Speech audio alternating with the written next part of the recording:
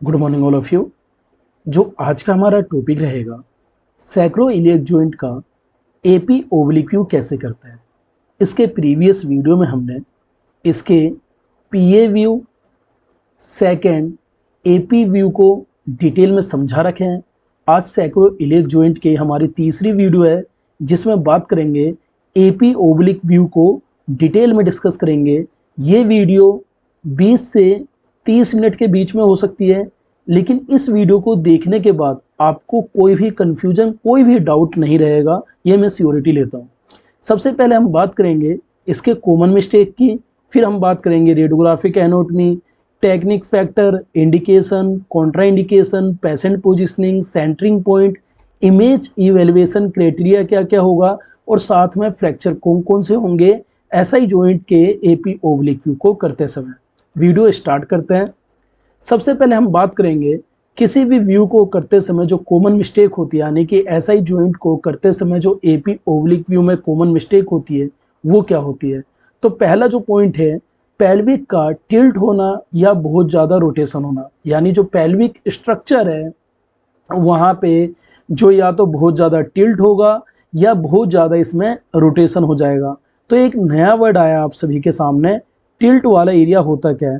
तो टिल्ट का मतलब अगर हम समझे तो पेल्विक वाला जो पार्ट है वो बहुत ज़्यादा ऊपर होना या नीचे की साइड होना। अगर पेल्विक आगे की तरफ झुक जाए तो उसे हम एंटीरियर टिल्ट बोलेंगे, और यहीं पे अगर जो हमारा पेल्विक अगर पीछे की तरफ झुक जाए तो हम उसे पोस्टीरियर टिल्ट बोलेंगे। दूसरा जो पॉइंट है, इनकरेक्ट सेंटरिंग पॉइंट, जिसमें क्या होता है जो सैक्रोइलियक जॉइंट होता है वो प्रॉपर तरीके से हमारा इंक्लूड नहीं हो पाता। बहुत ज़्यादा एक्सपोजर देना या बहुत ज़्यादा कम एक्सपोजर देना, जिसकी वजह से जो बोनी मार्जिन वाला एरिया है वो हमारे सामने क्लियर तरीके से शो नहीं होती। तो यहाँ पे एक वर्ड आया हमारे सामने, बोनी मार्जिन। अब ये जो बोनी मार्जिन है इसका मतलब क्या होता है एक्चुअली, तो यहाँ पे दो वर्ड है। पहला वर्ड आएगा हमारा बोनी का स्ट्रक्चर, और जो दूसरा वर्ड आएगा हमारा वो आएगा मार्जिन का स्ट्रक्चर। अगर हम बोनी के स्ट्रक्चर की बात करें तो बोनी का मतलब होता है एक बोन यानी कि हड्डी, और जो मार्जिन वाला एरिया है इसका जो बेस होता है मतलब एज यानी कि किनारा। अगर हम ओवरऑल बात करें तो कोई भी हड्डी का जो आउटर एज का, जिसे एक्सरे में जो क्लियर दिखाई देता है, वो हमारे सामने शो नहीं हो पाती। मोशन ब्लर होना हो सकता है कि ये ब्रीथिंग कंट्रोल की वजह से हो। मोशन ब्लर हमें जब दिख सकता है जब पेशेंट व्यू को करते समय बहुत ज़्यादा मूवमेंट कर रहे हो, जब हमारे सामने मोशन ब्लर शो हो सकता है।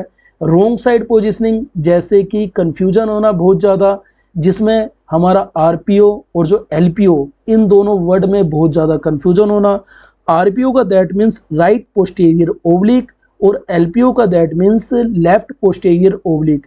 इन दोनों व्यू को जैसे ही हम रोटेट करेंगे तो हमारे सामने जो वर्ड होगा वो कहीं ना कहीं अपने आप में बहुत ज़्यादा कन्फ्यूजन क्रिएट करते हैं। पुअर कोलिमेशन, जहाँ पे जो हमारे सामने अननेसेसरी जो एक्सपोजर होगा वो हमारे सामने शो होगा, और जो हमारे सामने एनाटॉमी की डिटेल शो होगी वो हमारे सामने पुअर शो होगी। तो ये सब जो गलतियाँ होती है हमारे किसी भी व्यू को करते समय, कॉमन मिस्टेक सबसे ज़्यादा मानी जाती है। अब बात करते हैं सेकंड पॉइंट, आखिर जो व्यू है बहुत ज़्यादा एंटीरियर जो पोस्टीरियर ओब्लिक व्यू है, इंपॉर्टेंस इसकी क्यों है। सबसे पहला पॉइंट, जो सैक्रोइलियक जॉइंट होता है ये ओब्लिक डायरेक्शन में ओरिएंटेड होता है। साथ में ओब्लिक व्यू जो होता है हमारे सामने जो जॉइंट स्पेसेस है उसे क्लियर तरीके से ओपन कर सकते हैं, और पैथोलॉजी हमारे सामने इसमें विजुअल कर सकते हैं। अब यहाँ पे एक वर्ड आया है पैथोलॉजी विजुअल। यहाँ पे इस पैथोलॉजी विजुअल का अंतर क्या है। अगर हम पैथोलॉजी को समझेंगे तो मीनिंग, अगर हम एग्जैक्ट पैथोलॉजी को समझते हैं तो पैथोलॉजी का मतलब होता है बीमारी या किसी भी प्रॉब्लम, और विजुअल का जो मतलब होता है हमारे सामने किसी पॉइंट का दिखना। तो हमारे सामने कोई ऐसी बीमारी जो नहीं शो हो रही हो वो हमारे सामने विजुअल हो जाएगी, ये ओब्लिक व्यू में हमारे क्लियर तरीके से डायरेक्शनल शो हो जाएंगे। साथ में हेल्प करता है कंपेयर देखने के लिए, बोन जॉइंट जो होते हैं हमारे सामने, यानी कि जो राइट वाला और लेफ्ट वाला, इन दोनों को इंडिविजुअली हम जब व्यू करते हैं तो हमारे सामने जो इसमें किसी भी तरह का हमारे सामने कटाव होगा या किसी भी तरह की स्वेलिंग होगी या वाइडनिंग होगा वो हमारे सामने क्लियर तरीके से शो हो जाएगा सैक्रोइलियक जॉइंट का एपी व्यू को करते समय। अब बात करते हैं कि जो व्यू है लास्ट इंपॉर्टेंस, फॉलोअप के लिए या स्क्रीनिंग में सबसे ज़्यादा ये व्यू हमारा यूजफुल माना जाता है। यह है इसकी जो इम्पोर्टेंस है जिसमें हमने कॉमन मिस्टेक जाने और साथ में हमने इसमें जाने कि इसकी इम्पोर्टेंस आखिर है तो है क्या। अब बात करते हैं हम इसकी एनाटॉमी के ऊपर डिटेल में। एनाटॉमी समझना, एनाटॉमी हमारी कम से कम 2 से 3 मिनट में आपको ये सारी की सारी एनाटॉमी हम डिटेल से समझा देंगे कि एनाटॉमी है क्या। तो एक देखेंगे ये ओवरऑल एक पेल्विक का स्ट्रक्चर है जिसमें हमारे कई सारे पॉइंट ऐड होने वाले हैं। सबसे अगर देखेंगे तो हमारे सामने 5th नंबर जो स्पाइन है हमारे सामने जो शो हो रही है वर्टेब्रा। साथ में अगर देखेंगे जो हमारा एरिया है इलियक क्रेस्ट वाला एरिया हो गया। हमारे सामने जो सैक्रो इलियक जॉइंट है, जैसे ये देखेंगे हमारे सामने ये जो एरिया स्ट्रक्चर देखेंगे ये सैक्रो इलियक जॉइंट का स्ट्रक्चर हो गया। ये जो एरिया शो देखेंगे, यहाँ पे मैं आपको कलर चेंज कर दे रहा हूँ। ये देखेंगे ये एरिया जो हमारे सामने ये सैक्रोइलियक जॉइंट का जो स्ट्रक्चर है ये आप सभी के सामने बेस हो रहा है। अगर इसके दूसरे पॉइंट को चलते हैं तो यहाँ पे देखेंगे नीचे की तरफ जो सिम्फिसिस जो प्यूबिस वाला एरिया है, सिम्फिसिस प्यूबिस वाला एरिया हमारे सामने क्लियर शो होगा। यहाँ पे देखेंगे जो 2 पार्ट आपको दिखाई दे रहे हैं ऑब्टुरेटर जो फोरामेन होते हैं ये हमारे सामने एकदम होते हैं। ये स्केल जो हमारा स्पाइन होता है हमारे सामने, जो फर्स्ट जो हमारी आँच होती है, साथ में जो हमारा इलियक क्रेस्ट ये टॉप का एरिया है हमारे सामने, ये इलियक क्रेस्ट वाला हमारा एरिया जो दोनों की साइड से हमारा टॉप का देखेंगे। हमारे सामने जो ये स्ट्रक्चर देखेंगे, ये जो स्ट्रक्चर है हमारे सामने बोथ दोनों साइड में, ये हमारे सामने हिप जॉइंट का स्ट्रक्चर हो गया। साथ में अगर थोड़ा सा और नीचे आएंगे तो हमारे सामने फीमर देखेंगे, हमारे फीमर का नेक वाला एरिया हो गया। ये हमारे फीमर वाला जो पार्ट होता है ये फीमर वाला पार्ट आपके सामने इंक्लूड हो गया। ये जो टॉप का एरिया देखेंगे हमारे सामने जो होता है ग्रेटर जो ट्रोचांटर्स वाला एरिया कहते हैं, ये हमारे सामने ग्रेटर का हो गया।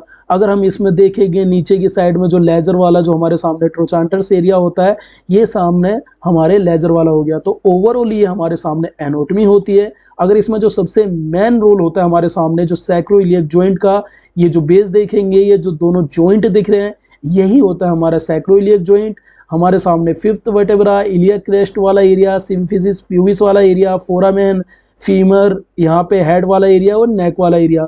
तो ये एक बेस है जिसमें हमने हिप जॉइंट की एनाटॉमी को शो करने की कोशिश करी जिससे कि हमारा ओवरऑल क्लियर हो सके। अब बात करते हैं, एक क्वेश्चन आपके ऊपर छोड़ते हैं कि हमारे सामने जो पॉइंट है 2 व्यू शो हो रहे हैं। पहला हमारे सामने फर्स्ट इमेज शो हो रहा है और दूसरा हमारे सामने सेकंड इमेज शो हो रहा है। तो आपको कमेंट बॉक्स में जाके ये जरूर लिखना है कि इसमें जो हमारे सामने राइट पोस्टीरियर ओब्लिक है और साथ में जो लेफ्ट पोस्टीरियर ओब्लिक है आखिर वो है क्या। तो हम यहाँ पे एक और क्लियर कर देते हैं, जो इसमें आरपीओ वाला साइड है और दूसरे में जो एलपीओ वाला साइड है यानी कि राइट पोस्टीरियर ओब्लिक, ये कौन सी इमेज है, फर्स्ट वाली इमेज है या फिर सेकंड वाली इमेज है। फिर दूसरा है हमारे सामने लेफ्ट पोस्टीरियर ओब्लिक, फर्स्ट वाली इमेज है या हमारे सामने दूसरी वाली इमेज है। इसे आप कमेंट बॉक्स में जाके जरूर लिखना जिससे हमें ये पता चलेगा कि आप इसमें जो है एक मास्टरी क्लास मतलब कि एक ओवरऑल आपको ये टॉपिक क्लियर तरीके से समझ आ रहा है। तो हमारे सामने जो एनाटॉमी है और साथ में एक क्वेश्चन आपके लिए हम छोड़ रहे हैं कि इसके आंसर को आप सब कमेंट बॉक्स में जाके जरूर पुटअप करना। अब हम नेक्स्ट स्लाइड में चलते हैं। अब समझते हैं कि एपी ओब्लिक व्यू को करते समय जो रेडियोग्राफिक कैसेट, फैक्टर ये सब यूज होते हैं, ये क्या होता है। तो रेडियोग्राफिक कैसेट में जो हमारे सामने सुटेबल कैसेट होती है 10x12 इंच की होती है। इन केस अगर अवेलेबल ना हो या बहुत ज़्यादा जो साइज हो या कोई फेटी कैसेट हो उसके अकॉर्डिंग हम 11x14 इंच की कैसेट का यूज कर सकते हैं। टेबल टॉप के ऊपर भी एक्सरे करवा सकते हैं हम। ये एक रेडियोग्राफिक टेबल का बेस हो गया। यहाँ पे भी अगर रेडियोग्राफिक टेबल का बेस है तो टेबल टॉप के ऊपर हम इजीली तरीके से करवा सकते हैं और बक्की सिस्टम का भी यूज करके करवा सकते हैं, यानी कि जो बक्की वाला एरिया यहाँ पे देखेंगे बक्की सिस्टम का यूज करके हम इस व्यू को करवा सकते हैं। इस व्यू को जब भी यूज करें जो रेडियोग्राफिक हमारे सामने कैसेट होगी इसे आप ट्रांसवर्स यूज करिए, इसे आप पोर्ट्रेट में यूज ना करें। अगर आप ट्रांसवर्स में यूज करते हैं यानी कि जो लेंथ होगी वो हॉरिजॉन्टल बेस पे यूज करेंगे तो हमारे सामने जो इसका स्ट्रक्चर होगा वो क्लियर तरीके से शो हो सकेगा। अब बात करते हैं जो फोकल टू फिल्म डिस्टेंस है यानी कि जो एफएफडी वाला एरिया है, यानी कि जो फोकल वाला एरिया होता है और जो फिल्म वाला एरिया होता है, इसके जो बीच का डिस्टेंस होता है ये कितना बेस होना चाहिए। ऑफिशियली 100 सेंटीमीटर यानी कि अप्रोक्स 40 इंच तक माना जाता है, लेकिन आप साइज के अकॉर्डिंग से टाइट कोलिमेशन कर सकते हैं। इसे आप 30 इंच पे भी कर सकते हैं, 28 इंच पे भी कर सकते हैं, 35 इंच पे भी कर सकते हैं। लेकिन जब आप व्यू को बेस करें तो फैक्टर में क्या होगा कि ऑटोमेटिक इसमें केवीपी और एमएस आपको चेंज करना पड़ेगा। किलो वोल्टेज पिक की बात करें तो 58 से 80 एक एवरेज होती है। मिली एम्पेयर सेकेंड की बात करें तो 15 से 35 एक एवरेज होती है। अगर पर्टिकुलर बात करें तो आप किसी भी वर्क कर रहे हैं स्टेशन पे 800 हो, 500 हो, 300 हो, इन सब के बेस पे आप एक एवरेज में 60 से 75 के बीच में आप नॉर्मल में 65 भी रख सकते हैं, 68 केवीपी का भी यूज़ कर सकते हैं। अगर हम मिली एम्पेयर सेकेंड की बात करें तो यहाँ पे आप 16, 20, 22, 24 और 30 तक भी कभी कभी यूज कर सकते हैं। अगर आपको और भी डिटेल में तो 15% जैसी रूल का आप फॉलो करते हैं तो आपके सामने ये जो यूज होगा फैक्टर का और भी डिटेल से आपको पता चल जाएगा। और एक बहुत जल्दी स्लाइड में हम 15% रूल साथ में अलारा प्रिंसिपल को कवर करने वाले हैं कि वो बेस जो होता है वो आखिर क्या होता है, किस बेस में हम उसे फॉलो करते हैं। ये वीडियो बहुत जल्दी अपलोड होने वाली है। इस पे एक कंटेंट प्योर तरीके से बना के आप सभी के सामने अपलोड कर दिए जाएंगे। तो हमने समझे कि हमारे जो सैक्रोइलियक जॉइंट है, ऐसा ही जॉइंट में रेडियोग्राफिक कैसेट के बारे में, टेबल टॉप के बारे में, एफएफडी के बारे में, केवीपी के बारे में, मिली एम्पेयर सेकेंड के बारे में। अब बात करते हैं इसके जो मेन पॉइंट होते हैं, इंडिकेशन में हमारे क्या क्या पॉइंट आएंगे। तो सबसे पहले अगर हम इंडिकेशन की बात करें एसआई जॉइंट में, पहला जो पॉइंट होता है किसी भी जो सैक्रोइलियक जॉइंट होता है उसमें डिसफंक्शन होना या किसी भी टाइप का इन्फ्लामेशन होना। डिसफंक्शन क्या होता है, जो हमारा बॉडी का पार्ट होता है, जो ऑर्गन होता है वो सही तरीके से हमारा काम ना करना। अगर हम उसमें बेस बोलें जैसे हमारा ऑर्गन हो गया ये सही तरीके से हमारा वर्क नहीं कर रहा तो ये हमारा होगा डिसफंक्शन। इन्फ्लामेशन मतलब जो हमारा बॉडी का जो एरिया है वहाँ पे स्वेलिंग का हो जाना, ये हमारा रहेगा इन्फ्लामेशन। तो सस्पेक्टेड एसआई जॉइंट, डिसफंक्शन और inflammation. Chronic lower back pain हो रहा हो या बहुत ज़्यादा पेल्विक पेन हो रहा हो जब इस व्यू को देखते हैं। ट्रोमा कंडीशन के अंदर में एसआई जॉइंट के फ्रैक्चर और डिसलोकेशन को देखने के लिए, डीजेनरेटिव चेंजेस या ओस्टियोआर्थराइटिस को देखने के लिए। इसे आप समझना चाहते हैं तो हमारी पीए ओब्लिक व्यू में इसे डिटेल से हमने समझा रखे हैं कि जो हमारे सामने डीजेनरेटिव जो चेंजेस होते हैं, जो हमारी कार्टिलेज होती है वो किस बेस पे होता है, उसे हमने पीए व्यू में यहाँ पे क्लियर कर रखे हैं। इवेल्युएशन साथ में जो जॉइंट स्पेसेस है उन दोनों में असमानताएं नजर आती है। यानी कि अगर एक ये स्ट्रक्चर है जॉइंट का और दूसरा स्ट्रक्चर है, यहाँ पे क्या होगा, जो स्ट्रक्चर है इसका बिगड़ जाना या इसमें दोनों में इक्वल समानताएं ना आना, ये हमारे सामने तो इंडिकेशन। फिर बात करते हैं सस्पेक्टेड सैक्रोइलियर्स, जो हमारा सैक्रो और जो इलियम वाला जॉइंट होता है उसमें इलियक वाले में किसी भी टाइप की इन्फ्लामेशन हो जाना। साथ में हम बात करें जो pre and post operative assessment of SI joint fixation. Fixation मतलब होता है कि जो जॉइंट होता है वो सही से मूव ना कर पाना या ज़्यादा मूव ना कर पाना, उसके असेसमेंट के लिए सर्जरी से पहले और सर्जरी के बाद में हम इसे व्यू को चेक कर सकते हैं। तो ये होते हैं हमारे इंडिकेशन। अब बात करते हैं इसके दूसरे पॉइंट में कि कॉन्ट्रा इंडिकेशन कब कब इसके माने जाएंगे। तो जो पहला पॉइंट होगा कॉन्ट्रा इंडिकेशन में, सीवियर ट्रोमा पेशेंट जहां पे पेशेंट को रिपोजिशन ना कर पाए, यानी कि अगर ये राइट पोस्टीरियर ओब्लिक व्यू करे और यहीं पे दूसरी पोजीशन में हमें चेंज करना हो लेफ्ट पोस्टीरियर ओब्लिक व्यू में, तो हमारे सामने वो डायरेक्शन चेंज ना कर पाए, जब इसमें हम एपी व्यू का यूज करते हैं, मॉडिफाइड व्यू। साथ में प्रेगनेंसी केसेस में इसे हम अवॉइड करते हैं। अनस्टेबल पेल्विक फ्रैक्चर हो जहाँ पे पेल्विक रखना पॉसिबल ना हो, जब इसे हम अवॉइड करते हैं। साथ में जो पेशेंट है वो अनेबल हो जो भी ओब्लिक पोजीशन को मेंटेन करने के लिए, जब हम यहाँ पे एक मॉडिफाइड व्यू एपी व्यू का बेस करके हम इस व्यू को परफॉर्म करते हैं। तो ये थे इसके इंडिकेशन, साथ में ये थे इसके कुछ कॉन्ट्रा इंडिकेशन।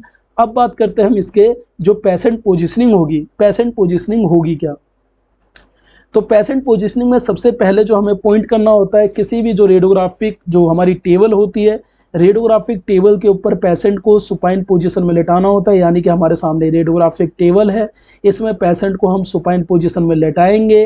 देन उसके बाद बॉडी को रोटेटेड करेंगे। एक एवरेज होता है 15 से लेके 30 डिग्री एंगल तक ओब्लिक डायरेक्शन। ओब्लिक डायरेक्शन मतलब ये हमारे सामने बेस है, तो ये करवट की साइड चेंज करना है, यानी कि राइट जो हमारे सामने पोस्टीरियर ओब्लिक है उस साइड में करवट लेना है। यहीं पे अगर अपोजिट साइड होता तो लेफ्ट पोस्टीरियर ओब्लिक की तरफ जो हमारा एंगल होता वो हमारा 15 से 30 डिग्री के बिटवीन हम इसमें एंगल ले सकते हैं, जिससे कि जो हमारा ओब्लिक बेस क्लियर हो सके।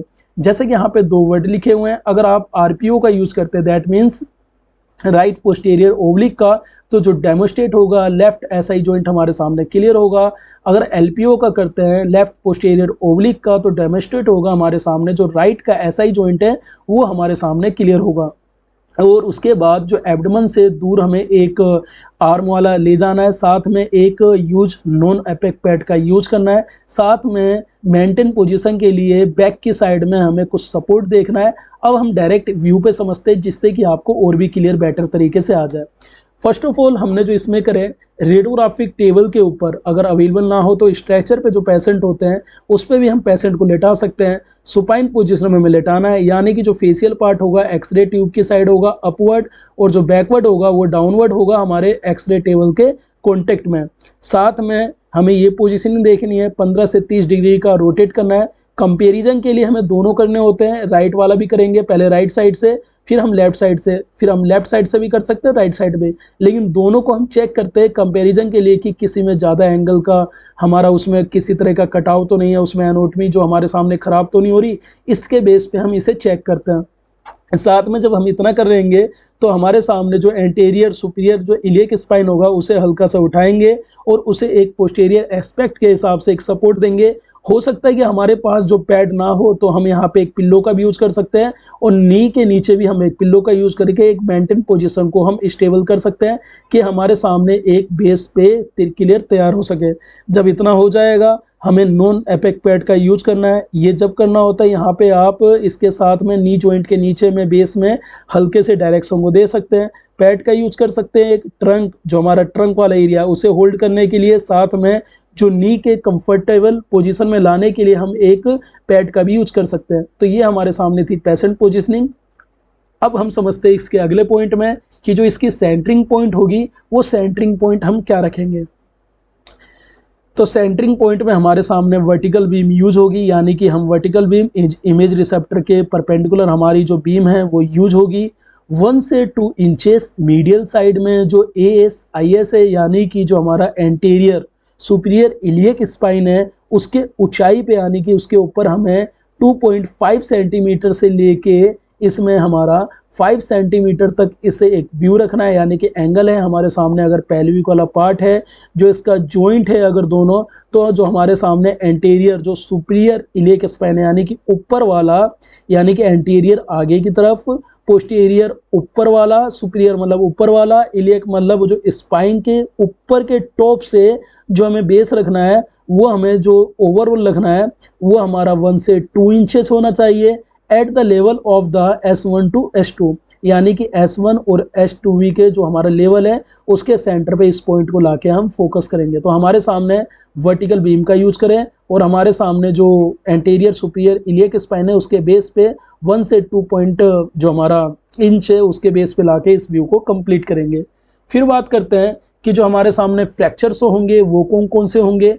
तो जो पहला फ्रैक्चर को शो होगा हमारे सामने जो सैक्रल फ्रैक्चर शो होता है, कहीं ना कहीं जो SI जॉइंट है जो हमारे सामने SI जॉइंट वाला एरिया है इसके बेस पे हमें देखने को मिलता है। जैसे कि राइट जो हमारा RPO वाला व्यू है यहाँ पे हमें राइट वाले में आपको फ्रैक्चर शो होने को देखेंगे। इलियक फ्रैक्चर होगा जो नियर SI जॉइंट यानी कि सैक्रो इलियक जॉइंट के आसपास होगा। सैक्रो इलियक जॉइंट का डिसलोकेशन होना या बहुत ज़्यादा वाइडनिंग होना यानी कि चौड़ा हो जाना।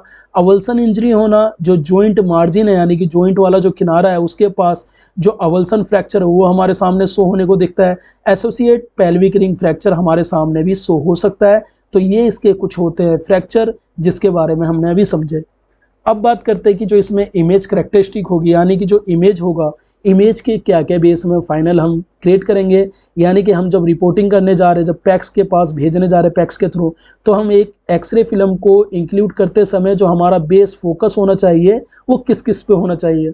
तो हमारे सामने जो एसआई जॉइंट है यानी कि सैक्रोइलियक जॉइंट, ये सैक्रोइलियक जॉइंट का जो बेस देखेंगे ये दोनों हमारे सामने क्लियर विजिबल होने चाहिए। जॉइंट स्पेस से सुप्रीम पोजीशन से फ्री होने चाहिए, जैसे कि यहाँ पे देख सकते हैं किसी भी टाइप का सुप्रीम पोजीशन नहीं है। अपोजिट एसआई जॉइंट हमारे सामने पार्शियली सुप्रीम पोजीशन होना चाहिए। Sacrum and ileum well demonstrate होना चाहिए। प्रॉपर एक्सपोजर रखना चाहिए कि हमारे सामने जो कोर्टिकल मार्जिन है वो हमारे सामने विजुअल हो सके। एडिक्वेट यानी कि पर्याप्त कॉन्ट्रास्ट रखना चाहिए जिससे कि हमारे सामने जो बोन डिटेल है वो शो हो सके। तो यहाँ पे हम एक वर्ड देखेंगे कोर्टिकल मार्जिन।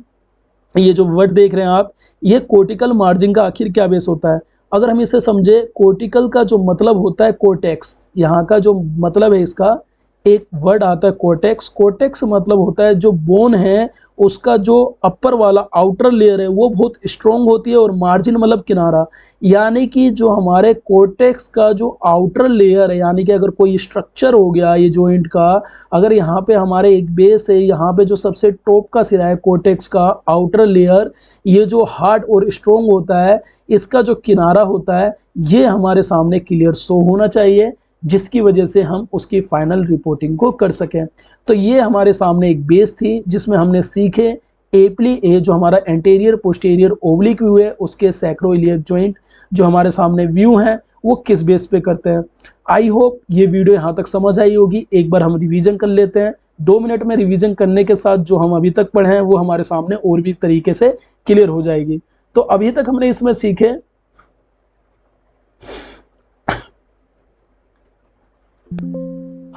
कि AP oblique view sacroiliac joint का कैसे करते हैं, कॉमन मिस्टेक में क्या क्या होती है, जैसे पेल्विक टिल्ट और रोटेशन होना। Second point incorrect centering point होना, जहां पे एसआई जॉइंट हमारी क्लियर नहीं हो पाती, बहुत ज़्यादा कम, बहुत ज़्यादा एक्सपोजर होना, बोनी मार्जिन क्लियर ना हो पाना, मोशन ब्लर होना, ब्रीथिंग कंट्रोल की वजह से, रॉन्ग साइड पोजिशनिंग कन्फ्यूजन करती है, आरपी और एलपीओ में पुअर कोलिमेशन, अननेसेसरी एक्सपोजर होती है। व्यू बहुत ज़्यादा इंपॉर्टेंट क्यों है, एसआई जॉइंट ओब्लिक डायरेक्शन में हमारी शो होती है। ओब्लिक जो ओपन होता है व्यू हमारे सामने जॉइंट स्पेसेस को क्लियर तरीके से शो कर सकता है। पैथोलॉजिकल विजिबल होती है, हेल्प करता है दोनों साइड से इंडिविजुअली, और हमें स्क्रीनिंग और फॉलोअप में सबसे ज़्यादा यूजफुल होता है। फिर हमने एनाटॉमी के ऊपर बात करें, फिर हमने आपके सामने एक क्वेश्चन क्रिएट करे कि इसमें कमेंट पिन में जाके आप जरूर लिखना कि इसमें फर्स्ट वाली इमेज कौन सी और सेकंड वाली आरपी और एलपीओ की डिफ्रेंसिएशन क्या है।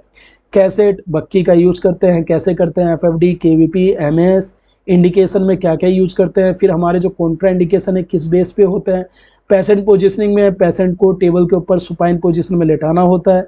ओब्लिक डायरेक्शन 15 डिग्री से लेके 30 डिग्री ओब्लिक डायरेक्शन में हमें यूज करनी होती है। राइट पोस्टीरियर ओब्लिक में लेफ्ट एसआई जॉइंट क्लियर दिखेगा, लेफ्ट वाले में राइट वाला दिखेगा। एब्डोमेन से दूर हमें आर्म वाला एरिया ले जाना होता है, यूज करना होता है नॉन अपेक पैड का।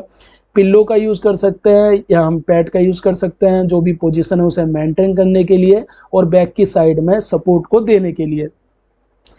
फिर समझे सेंटरिंग पॉइंट में जो हमारे सामने वर्टिकल बीम यूज होगी 1 से 2 इंच मीडियल, साथ में जो हमारा एंटीरियर सुपीरियर इलियक स्पाइन है उसके ए जो हमारे सामने ऊंचाई पे रखेंगे eight the level of S1 and S2। Fracture में देखें सैक्रल फ्रैक्चर हमारे सामने क्या होता है और हमारे सामने इलियक फ्रैक्चर क्या होता है। एसआई जॉइंट डिसलोकेशन या वाइडनिंग होना, अवल्सन इंजरी क्या होती है, एसोसिएट जो पेल्विक रिंग फ्रैक्चर होता है वो क्या होता है। इमेज करेक्टरिस्टिक में हमने जाने कि हमें जो इंक्लूड करना होता है वो कैसे करना होता है, जैसे कि जो सैक्रोइलियक जॉइंट है वो हमारे सामने ओपन और हमारे सामने क्लियर विजिबल होने चाहिए। जॉइंट स्पेसेस है हमारे सामने सुप्रीम पोजीशन से फ्री होने चाहिए। अपोजिट जो एसआई जॉइंट है वो हमारे सामने पार्शियली सुप्रीम पोजीशन होनी चाहिए। सैक्रम और इलियम है हमारे सामने वेल डेमोस्ट्रेट होने चाहिए।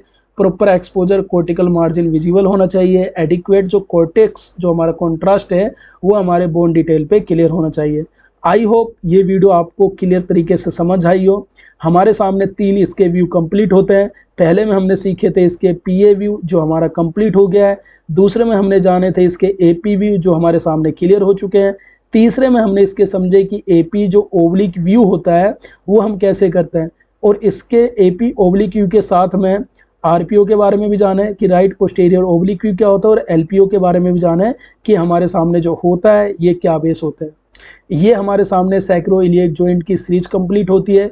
जो हमारा नेक्स्ट टॉपिक आने वाला है वो आएगा, हमारा जो टॉपिक होगा सिम्फिसिस प्यूबिस के ऊपर बात करेंगे कि जो सिम्फिसिस प्यूबिस वाला एरिया होता है, अगर उसके एक्सरे पर्टिकुलर हमारे पास करने के लिए आ जाए तो उस पर हम क्या क्या ध्यान रखेंगे और किस बेस पे एक्सरे करते हैं।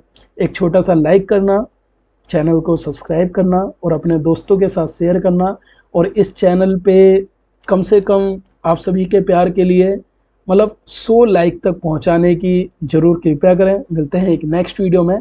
Thank you.